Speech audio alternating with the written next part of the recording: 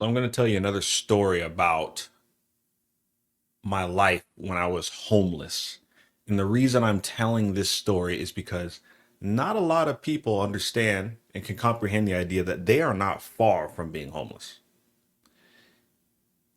Many people are just one mistake away, one tragedy away, one crisis away, one job loss away, just one mistake away, one accident away, whether physical or financial, like one thing away from becoming homeless. And the thing is I want to talk about this because I learned a lot of lessons being homeless.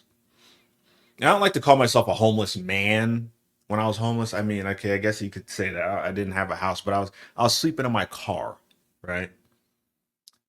I didn't tell anybody that I was homeless. I didn't tell anybody that I was living in my car for a while until it naturally came out in a conversation that I was having with a friend because, you're having a conversation with your friend asks you how you're doing and don't really got much to say. I mean, I'm working at my job and then I'm sleeping in my car. There's not really much going on. And I think after a while, some of my friends started to catch on like, wait, where you at? Where you living? What's going on? And then I told some of my friends, oh, I'm homeless. Anyways, not a lot of people understand that they're far from being homeless. Now, let's start here, bro. I tell this story because you might have friends and family who love you dearly and they're there for you. They're there for you in time of need. But I want to be realistic about something that I realized in my state of being homeless was that many people's their love for you is I don't know how to explain it. It's there is a limit to how gracious people will be towards you. There is a limit. There's only so much help that you can get from people. Many people will help you start to get on your feet, right? Which is fine. I'm not saying that they're required to have to help you with everything else in life. But this is something that I realized that even if you have friends and family that will help you in your situation if a crisis happen, it is really limited. I'm not saying that's about everybody. There's probably those people out there that are like angels who will be there for you no matter what. There's something I noticed. But I was sleeping in my car. And the way this happened was I got evicted from an apartment that I was living at because I was working at a construction company. The construction company started going out of business. I had just got this apartment. I had just got this new car. Got a loan on the car, so I was in debt. I had bad credit, and I had just moved out of my grandfather's house because I lived with my grandfather when I was growing up, right? And so I moved out when I was 24. Got this apartment. A couple months later, or lose this job. I was doing Uber and Lyft at some point to try to pay the bills. And it was a very tough situation for me to be in. I tell these people this story all the time. I'm going to show you some lessons. By the time I was got evicted and I was sleeping in my car, I realized this world will destroy you. It really will. And I believe in God, of course, but I also realize that God is not who I think he is. He's not going to just pull me out of any situation that I had caused.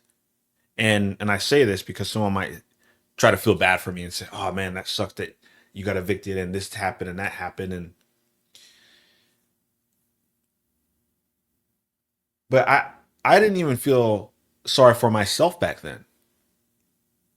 And my friend Susie, she had said to me one time, she was like, when you were living in your car, she said that you took complete responsibility and you blamed yourself in a good way, not like in a bad way where I blame myself and I'm just like sad and depressed, but in a good way where I took responsibility. And I thought to myself, this is all my fault. Everything. Me being homeless right now, me struggling to pay my bills. And you also got to keep in mind, this was terrible. This is terrible.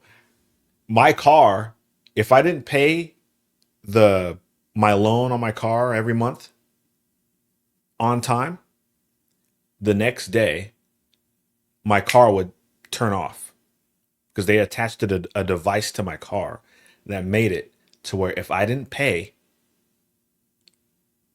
the car was off. It would just turn off. And it was going to be there as long as I didn't pay the car off. In the future, I finally paid the car off, and then I brought it to the dealership, and or was it the dealership or what did I bring it to? I forgot where I brought it to. I brought it somewhere where I paid the car off, and then they had somebody there, and then they took off this little device or whatever it was on my car. I didn't even get to see what the device looked like. So you got to think about that as well. It was kind of scary for me at that time because I'm like, man, not only did I get evicted, but if I don't pay this car off on time, my car is going to just turn off on me, and then a tow truck is going to come and take it from me. So I'm literally chasing after money. I was doing anything I could, and mainly doing Uber and Lyft. I tried getting different jobs. I walked into a woo. This is I might as well start telling these stories more often.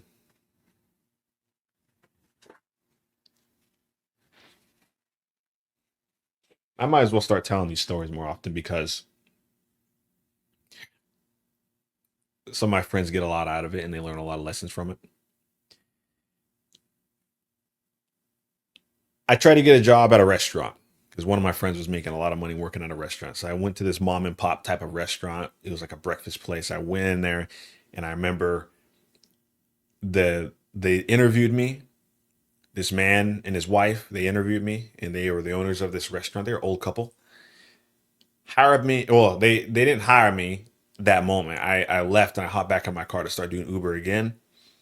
But as I was driving away after the interview and I pulled up to a gas station because I was going to get some gas and start driving so I can make some money in my car,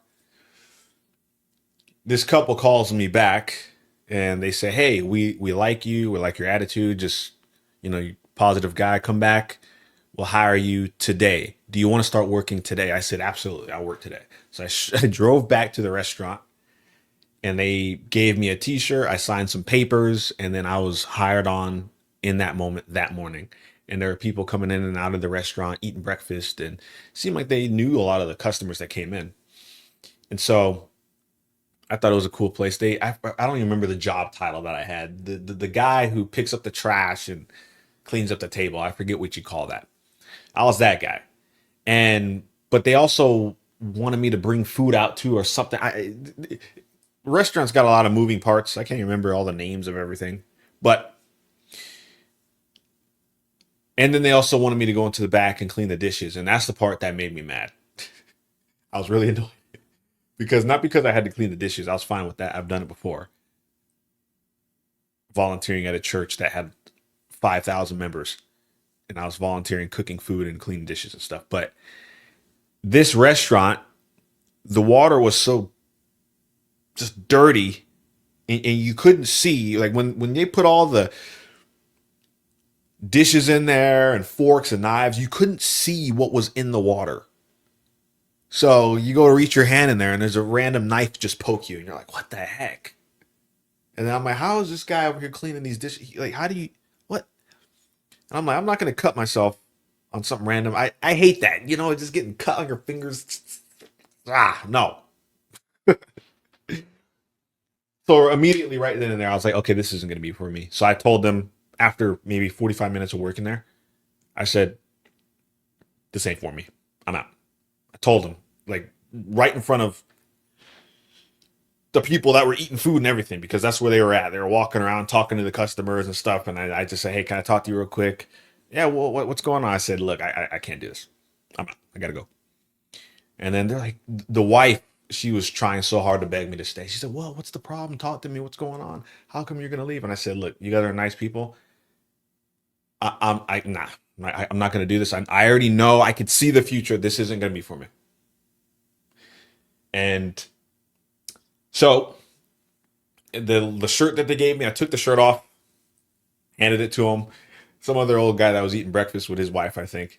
He just started clapping. He's like, good job, man. Good job. You just told him how it is. Good job quitting your job, bro. And he probably thought that I had been working there for a long time and like I've been wanting to leave or something. I don't know. But he was like, good job, man. Because I guess some of the people, they had told me that usually when people quit there, they might like just not show up the next day or they'll leave out the back door. They're saying, I'm going to take a smoke break and then never show up again. I didn't care. I will tell people. I have enough respect to tell people. So I left.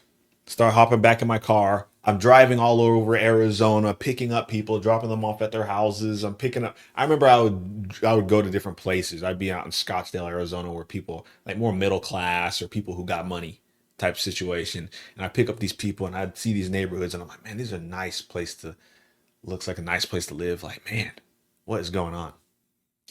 And you got to keep in mind, I had a really religious background, so in my mind, I had a time where I was thinking that everything was a sin. I used to think that making a lot of money was a sin. So I had this conflict with money, like a guilty thing where if I made a lot of money, is that wrong or is that good or bad? Once you're homeless, you don't care. You're like, I just want convenience. Give me the money. Give me as much money as possible. Give me a place to live. I want to live in a nice area. You just get to that point where you don't care. You're not thinking like, look, I'm not going to be prideful because I have a lot of money. Like that's not my goal. I don't want to be homeless. I don't want to be broke. I don't want to struggle from paycheck to paycheck. And I would argue, what was that? There's a statistic on that, like over 60%, 60% of people or something like this are living from paycheck to paycheck. And then what is it? Like 40% of people have that are adults, I think 40% of people have less than 40% of people or more, I forget, don't have $1,000 in their bank account. 40% of people. And I know what that's like. And I've been in the negatives. I've been the guy who not only didn't was I broke, I had little money. No, I was in the negatives where I had no money and then I was below zero. How did I pull that off? Somehow I have finessed my way throughout life many times because look, and when I tell you these things, yeah, I'm sharing them so you can get something out of it, but I want you to understand a lot of people are so comfortable and cozy with their life where they don't think that something bad could happen to them. They don't think that they could end up homeless. And I'm not here to preach doom and gloom at people and telling you need to be scared and afraid. I'm not saying that. Just what I am saying is many times people get very comfortable and cozy and they don't understand you're literally one crisis away from becoming completely homeless and no one helping you. And so it's interesting. It's there's a there when you're homeless, there is a feeling of powerlessness. And I've watched videos of guys who used to be homeless and listen to their stories and stuff. I find it intriguing seeing people who are living in a similar situation as mine or even worse. But it's interesting because I was watching this guy on YouTube who was saying that he was talking about homelessness and saying that a lot of people are homeless because you don't understand what they've gone through. They've gone through a lot of trauma in life and they're just used to being broke. Where they've gone through trauma, it could be some person who was just they were abused their whole life. It could be a woman, it could be a man, it could be a woman who was sexually abused. Some and living in low income families and weird stuff happening in your home. And so you're just used to a broken lifestyle, a broken mentality, a broken financially, just broken hearted. You're resentful, you hate life, you hate your family, and you just smoke it away the rest of your life. And there's been times where I've done some security work, and I'm a bodyguard, and there's some places that I've worked at where in Arizona and Phoenix that are the homeless people. It looks like zombie land in certain places. Just people strung out on drugs, people looking like they have no direction, no clarity. And I've been at places where I have to kick people off property and different things, and you'll see somebody laying out on the floor covered in a trash can. They're using a trash bag as a blanket, and I'll have to approach people at like certain grocery stores and tell people to leave the property and different things. And they're covered in the trash bag and also just covered in blood, looking like they got some infection or something happened to them, or they've done something to stimulate themselves. I'm using code words right now. So they probably inject something, and they just got a bunch of marks on their arms, and it just looks like zombie land. There was a woman who I saw who she had a hole in her stomach, and like, dude, I don't even want to get into all the details. I've seen some terrible things. Groups of people, just dealers, and try not to get this video taken down. And I've had to deal with all kinds of people, and gangster type people. But anyways, the point that I'm making about that is you get to a point where you're so low where you will do anything to just get by, even if it means ignoring all your problems and just seeking dopamine and getting high and just drugging it away. That, for many people, is a solution to their problems, to completely ignore it, get drunk. It's a sad reality. But I knew for me, I wasn't going to allow that to happen to myself. Never. Never, ever, ever. And, I tried to work at a car dealership. I learned some sales strategies and different things at one point in my life. And I literally walked out of the car dealership because my supervisor was demanding me that I lie to people. I was being too honest with people. And me, being a person who believes in God, I have too much conviction to even lie to sell a car so that I can make money, so that I can survive. The conviction's too strong. I couldn't see myself selling my soul to any degree. And there was a guy that was working at this car dealership who was making $10,000 a month. And for a guy who was as broke as me, at this point I wasn't homeless. I think I mean, what was I? I think I was still living in an apartment at this point. But I'm just telling, this is a side story around homelessness. But I remember there was a guy making around 10,000 a month selling cars. So the black dude, bald black guy. And I remember I would try to ask him, how is he making all this money? What are the strategies that he's employing? First, he didn't want to tell me. He kind of acted like he had some big secret. He didn't want to tell me. But then eventually, I convinced him to tell me. And then eventually, he just told me. He's like, I just lie to people. That's what he said. I just lie to people. And just think about that. This world will destroy the person. It will try to destroy the person who wants to do things the right way. So oftentimes you look for just a gimmick, a way to get rich, even if it means ill-gotten gain. I just don't want to do it. I refuse to do it. And so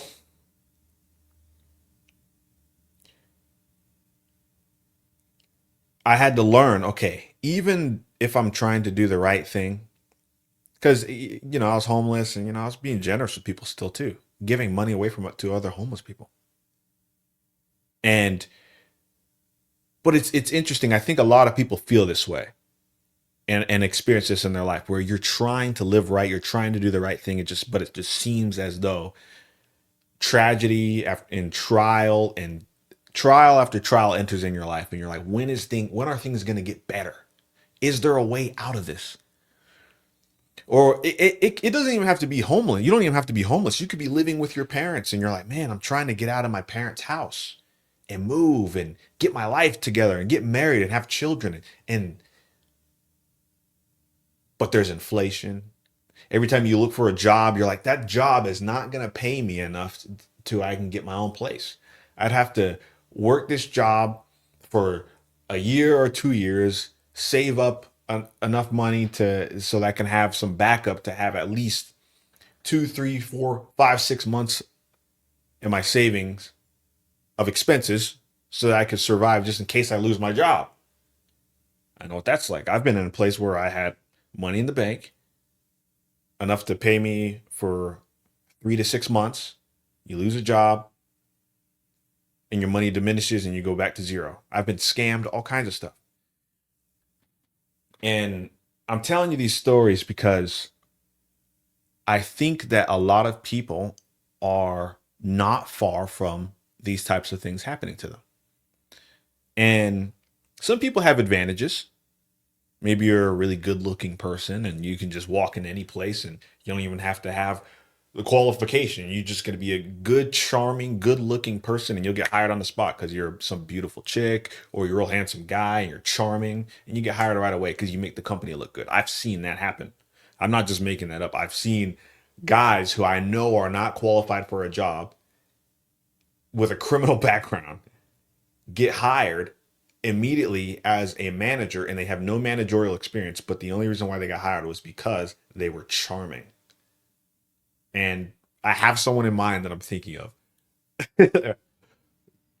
Guy I know, but he knows who I'm talking about. But there's a feeling of powerlessness, and a lot of people are not far from it. Now, next, what did I learn and how did I overcome these problems? Sleeping in my car. Well, I knew I'm not going to quit on myself because if I quit on myself and give up on myself, I'm just going to end up where I'm at right now. Broke, homeless, and then I'm going to end up in an even worse situation because I have to pay off this car. And if I just give up on myself, okay, then the car is going to get taken away from me. And now I really don't have a place to lay my head, right? So I knew I had to finesse my way out of my situation. I had to finesse my way out of my situation. I had to do things legally, morally, and ethically.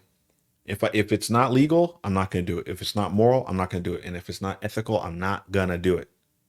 Even if it means it's going to take me out of my situation. So I made this mental decision. And I say this because you don't have to wait until you're homeless and broke and on the verge of poverty to do this.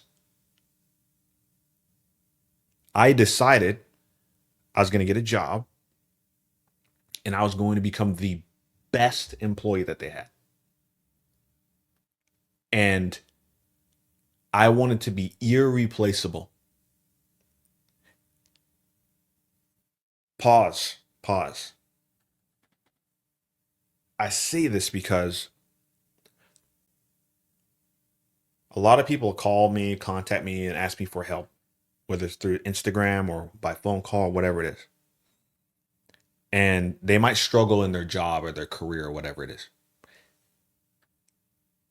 And there's a guy that I'm thinking of particularly who, every time he gets a job, he hates when they ask him to work overtime. He hates when they ask for favors. He's always involved in drama in the workplace. And me and some other guys try to give him advice to say, look, dude, stay away from the drama. And why are you avoiding overtime or even avoiding working full-time hours? Why? And he's like, well, I just want to work part-time. I don't want to be there all the time. But this guy, he's gotten comfortable living at his parents' house, at his mom's house. He got comfortable there. Even though he doesn't want to live there, he's comfortable. Just getting paycheck to paycheck. But he couldn't survive on his own. And this has been going on for almost 10 years, where a guy is constantly struggling financially, moving to one family's house to one parent's house to the other family's house. If drama happens at this family, he just goes back over there. And I try to tell the guy, I'm like, dude, you're not far from being home and homeless. If these people can't help you and they decide they don't want you at their house anymore and they don't want to take care of you, who are you gonna call? Well, he's like, well, I'll call you. I'm like, I don't want you coming to my place. I know what you're like. You're gonna be like this. Yeah, man. And I'm gonna be paying all the bills, and I'm gonna be paying for your food, and I already know. I already know what you're like. It's not gonna happen. Not that I don't like helping people, but I don't let people take advantage of me. Absolutely not. But he knows that I believe in God and stuff. So he's like, well, but the Bible says if someone asks you for help, um, Christ said not to deny them, especially if you have the means to do it. Yeah, I'm like, but the Bible also says have discernment, and I am discerning. You're acting like a fool right now, bro. Simple as that. So I had to finesse my way out, and I decided I was going to become the best employee. And the point here is not to tell you to try to be an employee for the rest of your life. But what I am saying is, if you want like a guaranteed way out of your situation, become somebody who's so valuable because you're like, I want to be an entrepreneur. I want to start a business. I want to get rich so that I don't have to work. Okay, great. I understand. Me too. It'd be nice. It would be nice to just have money coming in because you have a business. But that's going to take work too. But right now, your situation is you need to survive right now. You need to lay a foundation first. I'm pretty sure there's an ancient proverb in the book of Proverbs in the Bible that talks about, take care of your land first and then build. Can't remember it word for word off the top of my head, but something along those lines. Take care of your work first and then build a house. Everybody wants the house first before you take care of your land. Take care of your priorities first before you start focusing on your entrepreneurial ventures and business. Lay a foundation, and it's something that I had to do where I got a lot of ventures that I want to pursue. Even this podcast. Okay, I'm podcasting. I want to help men out and women, but give big brother advice on things that I've gone through. Like I said, the point is not about you just trying to be an employee for the rest of your life. No, I'm encouraging you to go after all your ventures, but lay a foundation first. Do the dirty work. That's a principle in there in Proverbs. Get dirty first, and then pursue those other things. That's one thing that I had to learn. Next, I had to learn how to finesse situations. And when I say finesse, I'm not talking about illegal type finessing. What I am saying is finessing in the way of handling things delicately, where you can go anywhere, whether it's you're on a date with someone, whether it's a job interview, whether you're working a job, you can handle things delicately in a way where you cause people to they look at you as if everything for you is just effortless. We're like, man, that guy does his job so well. He knows what he's doing, or he's such a good communicator. I trust that guy. I don't even know him, but he just looks trustworthy. Look at the way he's dressed. Look at the way he talks. Look at the way he holds himself. He holds himself like he's a king. He's articulate when he speaks. He knows what he's talking about. He's present. He's here. And I say this because a lot of people are completely unaware of how they look to other people, whether it's your employer, whether it's the random guy walking down the street, whether it's people at your church, whether it's a girl you're on a date with. You are unaware of how those people perceive you and how they look at you. And in many people's minds, they are like, I just want to be accepted for who I am. I just want to be who I am. And the guy that I had mentioned earlier, who's constantly struggling financially, and he's hopping from place to place, this is the mentality that he has, where he's like, I just want to be accepted for how I am. I don't want to have to change for my employer. I don't want to have to change in my behaviors and stuff. And people don't like being around him because he sees the world through a lens of the world was created for me, not for me to bless everybody else, not for me to be of value to other people. He so many people have spoiled him. His family has spoiled this guy. And so he sees the world through that lens of, well, things just come to me. Somehow, like, and he just gets by with little. He gets by. He manages.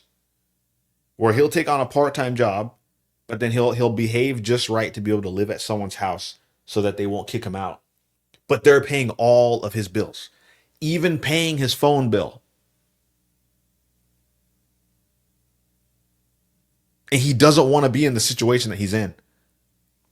But he refuses to try to self-improve and become a better version of himself.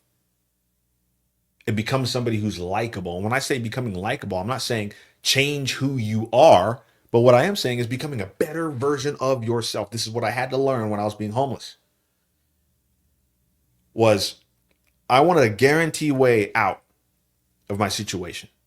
Because if I had gotten to a car accident somewhere, I don't know who would have helped me. I don't know who would have known. Most people are completely obscure.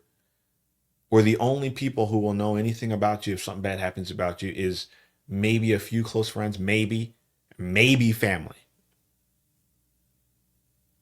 But some people don't got that. They don't got family. Don't even got close friends. So I knew I needed to build relationships with people, people who would have my back if something were to happen to me. And I knew I needed to become a person of excellence. So I decided I was going to become the best employee at my job. I started there and I busted my butt. I showed up on time. I showed up early, and I would show up earlier than I would have to because I got to finesse the situation, handle the situation delicately. Where if you show up on time, people are like, okay. But I've seen employers become concerned when you show up right on time because they're like, man, was he about to be late? They get a little bit concerned with you showing up on time because part of them thinks that you're not going to be on time or you might not show up. But if you show up early, you settle their expectations. You make them feel comfortable, and it causes them to trust you. And it's something that I did where I'd show up early and I was in the present. I was there. And when I say being present, I'm saying when I was working my job, my mind wasn't here or there all over the place. Many people are not present. All you're thinking about is, I can't wait to get off of work today. So, with that in mind, you show up at your job. And when I say that, when I'm talking about jobs right now, I'm not just meaning jobs. I'm using jobs as an example, but what I am saying can apply throughout all other areas of life. Just your regular daily life, whether it's hanging out with people, whether you're just at the mall, whether you're at the gym, whether you're at a church or a birthday party or whatever it is. Everything that I'm saying about right now can be applied everywhere else. People are unaware of how people perceive them. You are not present. And I realized that with myself. I would show up to a job at times where I wasn't present. Like my mind was somewhere else. And people could see that. You don't want to be here. And it's like, well, you don't want to fake a bad attitude. I mean, a good attitude. You're like, oh, well, if I'm not in a good mood, like just, why would I put on a fake smile?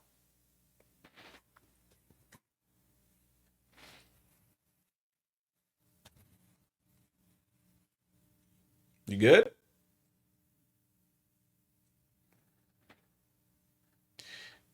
Um, it's like why would you put on a fake smile, right? No, come on in.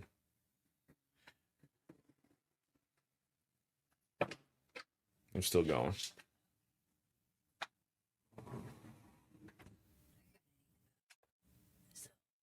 We'll get him.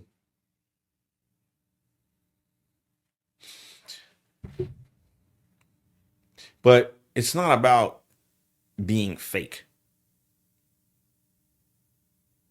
It's not about that. But what I am saying is try to be present, where have respect for people, right? You show up at the job, you hate being there. You're like, man, okay, this isn't me. I'd rather just be a YouTuber and get millions and millions of subscribers and followers and just get rich overnight. And I see all these other people online making all this money and they're doing all these things and they got all these opportunities. And there's all these rich people all over social media and they're living in mansions and they're going on vacations and all this stuff. Okay, great. I know, I get it. It sounds nice. I know. But right now you live with your mom. But I think I can get out of my situation if I just, I don't know. And so you try to fake a rich lifestyle. And, I get it. You're hanging out with people, you're in some nice place, and then you take a selfie. Or you're working a job and then you save little bit of money on your job so that you can go on a vacation and take your girlfriend out or go with your friends. And then you take pictures out. And then over a span of time, especially women do this often, you have all these pictures of all these places that you went to, pretty much spent all your money doing it. Now you're broke. But you got all these nice pictures now. And you create the illusion that you're rich and you have this awesome lifestyle. And you post all these things on social media, videos and pictures of being in Greece or being in other states. And you go on roller coasters and you're at Disneyland and you make it look like you got money when you really don't got money. And you got your boyfriend out here paying thousands and thousands of dollars for a nice ring or something. Spend all his money on a ring just to maybe get in a relationship. So, but why? Why do people do that? Oh, they want to look luxurious. They want to cause and provoke jealousy in other people. And I'm not even saying that provoking jealousy is a bad thing. What I am saying is just the way you're doing it.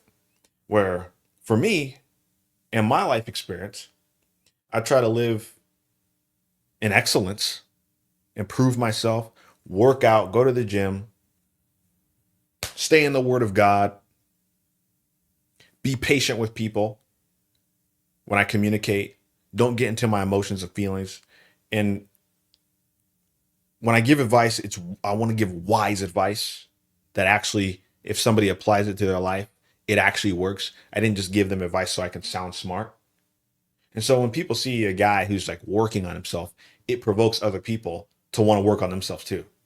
Where if I'm studying the scriptures and I sound articulate when it comes to theology, all my friends in the world of theology are thinking, man, this guy really knows his word, knows the Bible. He's smart. Or my friends who see me exercise and take care of my health. Man, I need to get my health together, bro. I need to, they see me doing my entrepreneurial ventures. I'm writing books. I'm trying to do videos. I'm making music. It motivates them. They're like, man, this guy, I want to do what he does. That same way that you can provoke people to jealousy because you're trying to be the best version of yourself. You're trying to be productive. You can have that same attitude in the workplace, in a place where you don't want to be.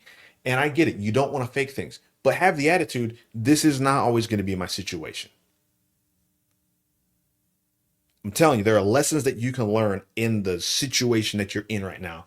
Even if you're homeless, even if you're at a career that you absolutely and utterly hate, there are lessons that you can learn. And what I'm saying is school starts today in the situation that you're in now. And one of my friends asked me this recently. Is he was like, "What is one piece of advice that you heard that made you feel as though like you cracked the code? Like you just like what's the best piece of advice you ever heard?" And honestly, it's from a dead man named Miles Monroe. One of the things that he had told me. I mean, not told me, but I heard him say in a video. And he was saying, whatever area of your life you are suffering the most, or struggling the most is the area of your life where you lack knowledge. And he was quoting the scripture when God says, my people perish for lack of knowledge. So he's talking about ignorance is destroying you. And so here we go. Ignorance. Yeah, ignorance is destroying you. Huh? Here's you. And here's a little bubble around your head of everything that you think you know. But there's all this other stuff out here that you could know. But you're not aware that there's all these other things that you can know about life, about business, money, psychology, how to handle people, how to get the things that you want in life. You're unaware that there's strategies and tactics and principles. You're unaware. You don't even know that you can change your situation because all you see is the little problems in this little box around your head. You can't see outside of this box. You have all these ideas about life. You're like, well, I could figure it out myself. Where you are at right now, wherever you are at right now, is where you're at because of what you know. You're like, well, I could change my situation. You've already been trying to change your situation. I say this in love. You've been trying to change your situation for a long time. Last year, you said, I'm going to be over there, and you're still over here. 2 years ago, you said you're going to be over there, and you're still over here. Maybe you moved an inch, or you moved backwards. You're like, I'm going to be over there, and then you got farther away. Every year, you're like, I'm going to start going to the gym. My New Year's resolution. You last for like less than a week. But if I was to say, hey, look, dude, your ignorance is completely destroying you. My ignorance is the thing that caused me to be homeless. But once I started gaining knowledge on what? Dude, knowledge on a lot of things. How to handle people. Being aware of how crazy I look to people. And when I say this respectfully. Most people don't even realize how crazy they look and appear to other people. Especially me when I was Bible thumping. I was so passionate about trying to tell people about God and Jesus and stuff. And I'm not saying there's anything wrong with being passionate about talking about God. I'm not saying that. The point that I'm trying to make is that sometimes you get so passionate to a point where if somebody disagrees with you about something, you will sit there and debate with them. And this person doesn't even want to talk about God right now. They got all these other problems they're thinking about. They don't want to talk about God right now. They're trying to figure out how they can pay their bills. And you're over here just thumping them in the head with the Bible. You need to repent. And you're talking about you need to be loving and kind while you're sitting there in your anger telling somebody that they need to be loving. You tell people you need to stop judging people. In your judgment of them, you're telling them not to judge people. And they're looking at you like, you're judging me right now. As you're telling me not to judge people, you are judging me right now. I can just see it in your face. Like how angry you are. This man was talking about how a lot of people, the reason they've gone through all this trauma in their life, all this anger and resentment, and they hate life. And what I am saying is that your emotional state, your anger, your resentment, your emotions is causing you not to see the truth about yourself. And I'm not making this up. It's causing you not to be able to see the truth about yourself. It's causing you to lose opportunity. All your feelings and your emotions, you got to get out of your feelings, bro. And as I'm saying this, I got somebody in my mind right now that I'm thinking about as I'm talking to. But anyone else who's listening right now, you can be a part of this. But there's someone right now that I'm talking to right now when I'm saying this, and he knows. Your feelings and your emotions and your ignorance is destroying you. Because you can hear a guy like me tell you all this stuff that I'm telling you. And let's say what I'm saying May or may not be right, but let's just assume that what I'm saying right now is right. You wouldn't even want to hear what I'm saying because of your feelings. And so people will be afraid to tell you the truth because they don't want to hurt your feelings. But you got this little box around your head. This is all you can see, though. But outside of that, there is so much more that you can know that could change and solve your situations. But in your ignorance and in your pride, you're thinking, I can figure this all out my own. And you're looking at the things that are happening in the world. Crisis happening. Things that are happening in different countries and governments. You're worried about another a lockdown happening. You're into conspiracy theories, and you find all these things to distract yourself and to justify why you're in the situation that you're in. It's like, because it's the president. The government's corrupt. We need to vote for this person over here. If I can get that vote for that person, I'll get out of this situation. Or another excuse a person will make is, my parents screwed me up. The reason why I'm in this situation is because my parents. Initially, yes. In the beginning, yes, absolutely. Your parents screwed you up from the beginning. They did. But if you're a grown man, you're over the age of 18, you are completely and utterly responsible for your life. And another piece of advice that I had to learn being a homeless person and learning how to finesse my situations out of homelessness was this. Not only did I have to learn how to finesse and be aware of how I look to other people and gain knowledge. Like, oh my gosh, man, there's so many lessons that I can tell you about.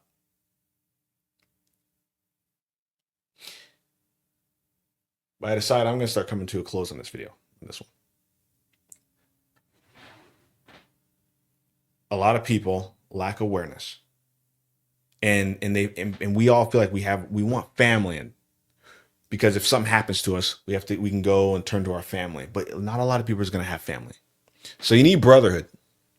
Someone who can tell you, hey, you are screwing up in this area of your life. If someone will be honest with you, and that they're not going to be emotional when they're telling you the truth. And so, saying we need brotherhood and sisterhood too. I'm talking to the brothers out here right now. If you're in a situation where you're like, man, dude, I want to improve my life and I want to become the best version of myself. Well, I'm starting to create a group of mainly men right now, or men who are trying to sharpen each other and improve their life. It doesn't matter what your situation is. I don't care if you're rich or if you're middle class or if you're completely homeless. We need brotherhood. People that'll hold us accountable, help people that will, iron sharpens iron. And I needed someone to sharpen me. And when I tell people, look, I had a multitude of counselors. When I talk about Miles Monroe, or if I talk about other people in my life that have come across that had sharpened me and helped me to get out of my situation, the thing that helped me get out of my situation was gaining knowledge and being honest with myself as to why I got into the situation that I was in. And I always tell people these stories. Like, literally, I had to become so excellent that the company that I was working for, a security company I'm working for, they put me on the front of their website. Every time they needed someone to go do work at a different property or somewhere else, they would call me first. They would give me the higher paying gigs because I was professional. They knew I was going to be there. I was reliant. They could rely on me because I showed up not even on time, but I was there early. I was a man of my word. Man, there's so many lessons that we can learn and talk about, but I'm not going to do it all in this video because I got to get ready to start going to work. So, however, you can message me on Instagram at Creed Podcast as of right now, at Creed Podcast. And you're looking for brotherhood. I am too. I'm looking for people to sharpen me, and I'm looking for people that I can sharpen and help them improve, and you can help me improve. And so iron sharpens iron, man. Iron sharpens iron. How many people can you honestly say in your life are going to sit there and tell you the truth about yourself and say, hey, look, man, the reason why I think you are struggling is because of this. The reason why I think you're not good with girls is because of this. And there's things that you're probably unaware of about yourself that somebody on the outside, like me or someone that you're close to, can look at you and say, hey, look, here's what I see. And the reason why we need brotherhood is because, look, a lot of people are emotional. They got a lot of things that they've gone through in life, a lot of traumas, a lot of things that they struggle with. You're not far from completely destroying your life. But it's not too late. If you're watching this video, it is literally not too late. And so the answer to the problem, I think, is knowledge, becoming aware of yourself, learning how to finesse, get good at handling things delicately. Need brotherhood, people who could be honest with you and tell you the truth about yourself. Right. And these are some of the lessons that I learned from being a homeless man. Man, I could probably make a whole video on how I survived as a homeless man, because maybe you're living in your car right now and I could tell you steps on what I did to get out of that. I'll share some right now, just like a couple things that I did. If you're like, look, man, I'm homeless, I'm living in my car right now. Here's some things that I did. Okay, one, do not appear as though you're homeless. If you're homeless and you're living in your car, or even if you're just living in the street, don't live in a car. Do not appear as though you're homeless.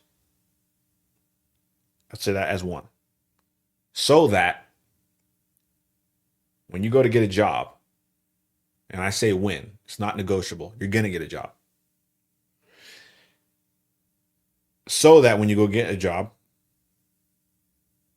they'll be a little more likely to hire you. Because if you go to a place and you look like you're homeless, probably not gonna want to hire you. And so, however you're making money, take that money, go get a haircut, go get trimmed, have a toothbrush, brush your teeth multiple times a day. Even if you have to have a water bottle and use the water to flush your mouth out, and have something in your backpack to dry your face, whatever it is. I don't know. But if you're living in your car and maybe you have a job, though, have all the supplies that you need that you would like have in your home. Deodorant, spray, Axe spray is pretty cheap. You don't want to look like you're homeless. And if you need, let's say, for example, you need to order something online. Okay, wherever your local library is, you can go there, order things online. Like, well, where would I ship it to? Get a PO box, probably at the UPS store. I don't know what state you're in, but I know where I'm at. It would be around $50 for every 3 months. You can pull that together, $50 for 3 months, or however long you need it for, or whatever the cost is. Start from the ground up. Don't fantasize about what I'm going to do in the future. I want to get rich. I want to do this and the other. You're fantasizing about everything. Like, no, you need to just be able to breathe right now. You just need to be able to breathe. And it's like, how are you going to take a shower? Okay. If you have a job and you're living in your car and you don't look like you're homeless, next I would say also get a gym membership so that you can take a shower at the gym. So find a gym that has a shower. So you can shower at the gym, you can brush your teeth at the gym, and find a gym that is open for 24 hours. That's what I would suggest. You want to have a lot of water with you in your car. All right. And so these are some of the tips that I would suggest and I will give to you that you should do.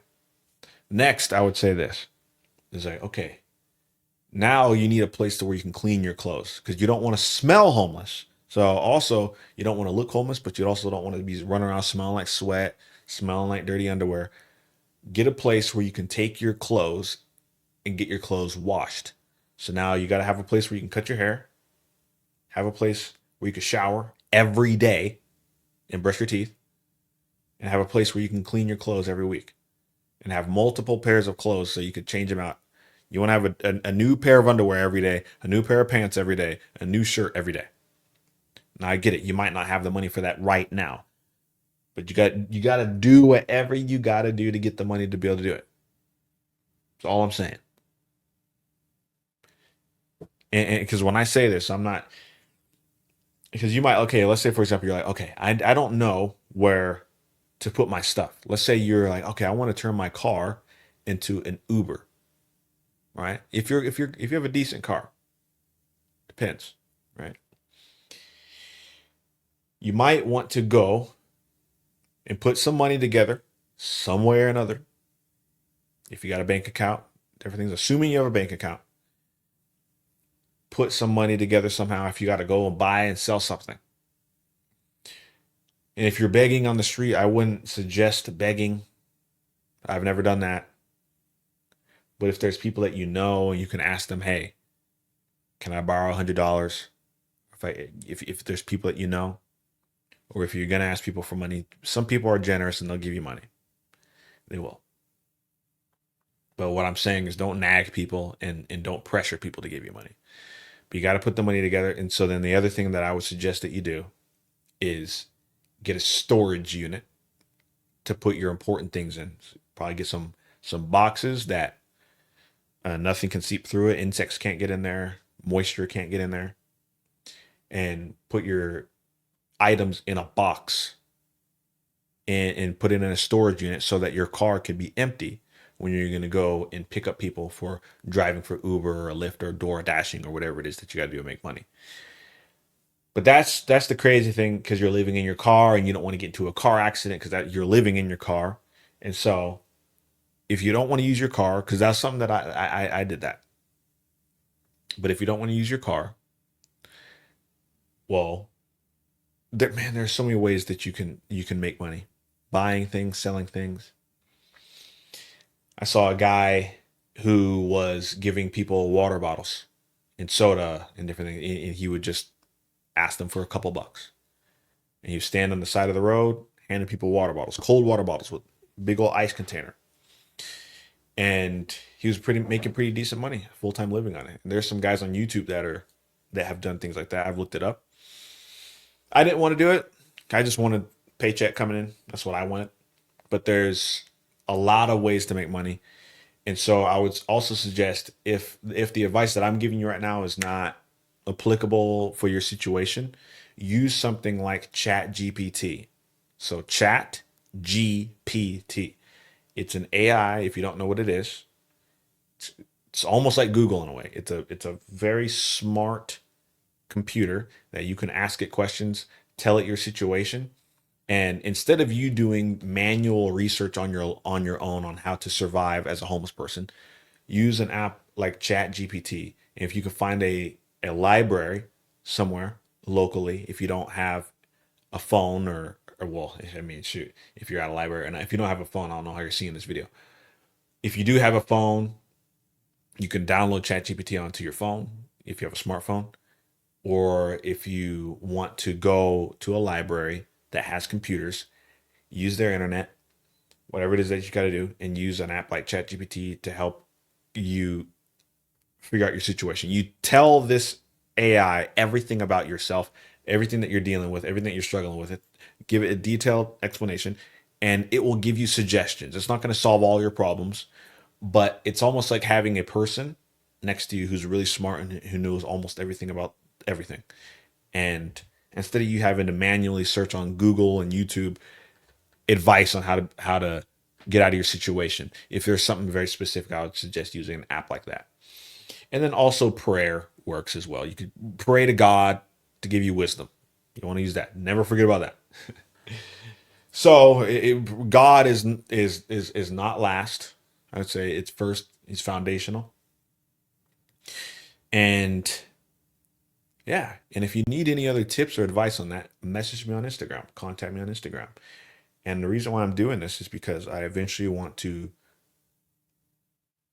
have not only inspire men and women, but be surrounded with people who are all trying to improve ourselves and become better versions of ourselves. And I think that there's a lot of people who are struggling really bad and no one even cares to help you at all.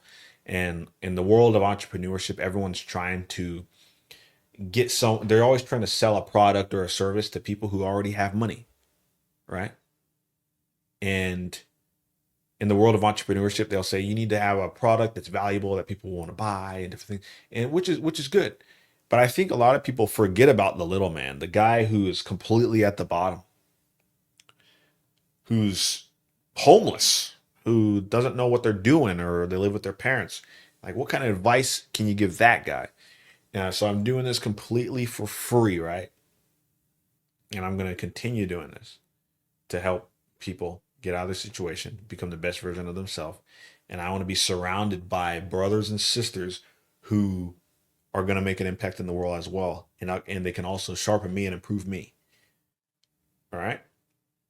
I know what it's like to be homeless and broke and poor and not knowing what to do and be sad and depressed and be completely lost. So I'll continue telling these types of stories. But anyways, as of today, hit the like button, subscribe, comment. I have not asked you to subscribe all the way up to this point. If you made it to this point, subscribe. Do not forget, and hit the ring, hit the bell, hit the comment, do all that stuff. Tell me your thoughts. Tell me if this was helpful for you at all. I don't know. I was kind of all over the place. I made a video yesterday and then I didn't post it because I think I was kind of repetitive. I think I was like slightly repetitive in this video too, but hope I got my points across. All right, y'all. Peace out. God bless. I got to go to work now. Take care of my responsibilities.